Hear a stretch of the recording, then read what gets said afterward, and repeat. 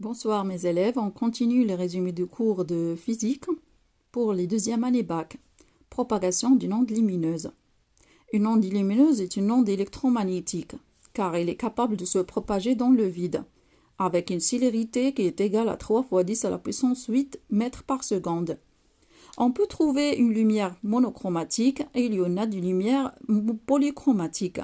La lumière monochromatique est une couleur unique, caractérisée par une fréquence f et une longueur d'onde lambda 0. Avec lambda 0 est égal à la célérité fois la période ou bien la célérité divisée par la fréquence. Les radiations visibles ont des longueurs d'onde comprises entre 400 nanomètres et 800 nanomètres. On passe maintenant à la diffraction de la lumière. Si on met une source lumineuse devant un obstacle contenant une fonte petit a ou bien un fil, on voit sur un écran qu'il y a diffraction de la lumière.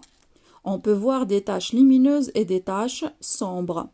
La tache principale a une longueur L. La relation qui lie l'angle θ avec L et D est la suivante. La tangente alpha est égale à l'opposé qui est L sur 2 divisé par l'adjacent qui est la distance D. Et θ est donné par la relation lambda 0 sur A. Et puisque θ est une angle trop petite, donc on peut écrire que tangente θ est égale à θ. De ces deux relations, on peut tirer que L sur 2D est égal à lambda 0 sur A. On passe maintenant à la réfraction de la lumière. C'est quoi la réfraction? C'est la déviation d'un rayon lumineux passant d'un milieu à un autre. Et chaque milieu, il est caractérisé par un indice de réfraction qui est égal à la célérité dans le vide divisé par la célérité dans le milieu. N est égal à C sur V. On passe maintenant à la réfraction qui obéit aux lois de Descartes. Alors le rayon incident fait un angle I1 avec la normale angle d'incidence et lorsqu'il passe au milieu I2, il se réfracte faisant un angle I2 avec la normale.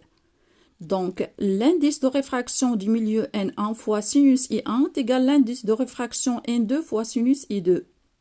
On passe maintenant aux relations du prisme.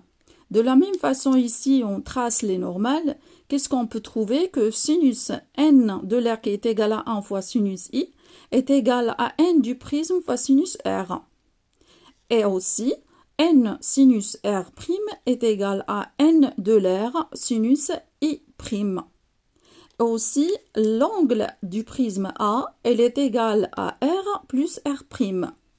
Et l'angle de déviation D est égal